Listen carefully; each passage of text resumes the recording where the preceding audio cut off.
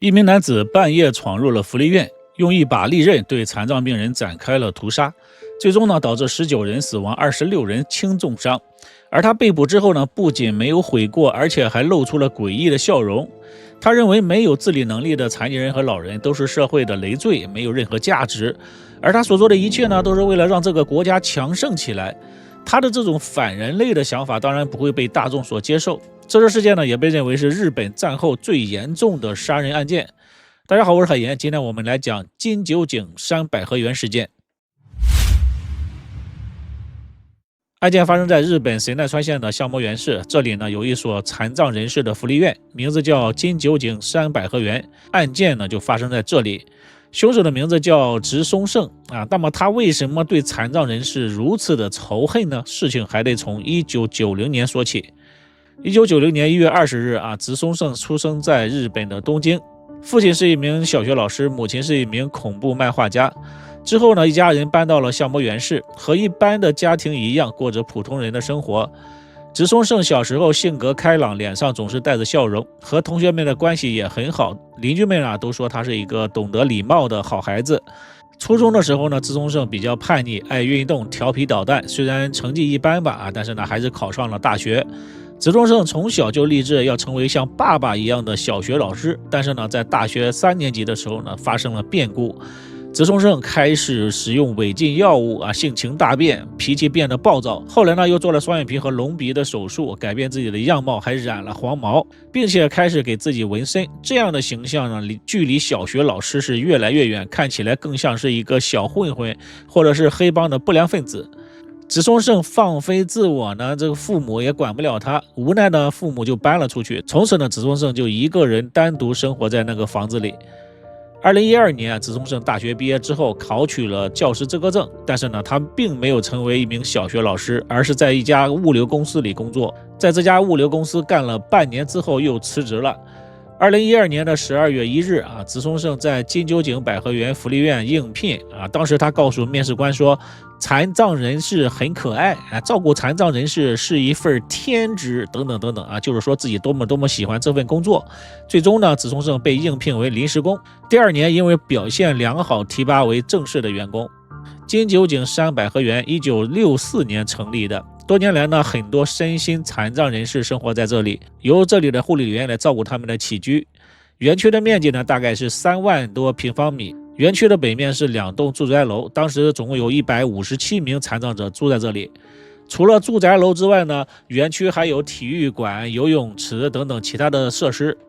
直松胜成为正式员工之后在这里工作依然是很努力同事都说他是一个有活力、做事认真的好青年。但是自从2014年开始，他的情况发生了变化。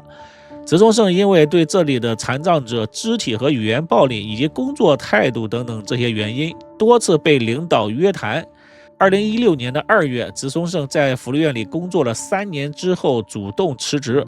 实际上直松胜之所以辞职是另有原因的。2016年2月15日，也就是辞职的前4天，直松胜给众议院的议长大岛里森写了一封信。信里的内容是他认为那些不能自理的残障人士都是社会的垃圾，他们的生命毫无意义，活着只能拖累身边的人，拖累这个社会。直松胜希望政府能够开放对残障者的安乐死。他还说自己可以动手消灭掉470位残障者。他认为他是在拯救日本，拯救世界。为此他还详细的描述了自己的作战计划。他说他已经选好了2个重度残障者的收容所，他会在深夜里开始行动他不会伤害那里的工作人员，会先消灭260名残障者之后再去自首。同时直松胜还要求政府判他的刑期不要超过2年，还要求政府给他一个新的户籍身份，让他重新生活，然后再给他5亿日元作为行动的奖赏。这么离谱的细件被议长看到之后不出意外的，直松胜很快就被控制了，并且在他的身上检测出了违禁品。于是直松胜被强制送到了精神病院里进行强制治疗。在精神病院里待了13天之后在医生确认他不会伤害别人之后，同意让他出院。而仅仅过了4个月之后，令全世界都震惊的惨案就发生了。2016年的7月26日凌晨1点多，植松胜呢在网上发了一张帖子，上面呢是他穿着西装的自拍照，配文是愿世界和平，美丽的日本。接着植松胜就开车到了金九井山百合园，他打破了一扇窗户，然后进入了福利院。大概凌晨2点左右，一名巡防的职员正好遇见了手里拿着刀的植松胜。植松胜呢用扎带将这名职员双手给绑住，并且关进了一个房间，拿走了职员的钥匙，然后他开始了行动。植松胜每到一个房间呢，就会大声地向房间里的人问好，如果对方没有回应，说明里面是重度残疾人植松胜就会进入并且行凶。植松胜在这里工作了3年所以呢他对地形是非常的熟悉。按照他的计划好的路线，将2栋住宅楼都逛了一遍，仅仅40多分钟的时间，19人就成为了他的刀下亡魂凌晨2点50分，植松胜离开了福利院他跑向自己的车，开车到附近的警局来自首。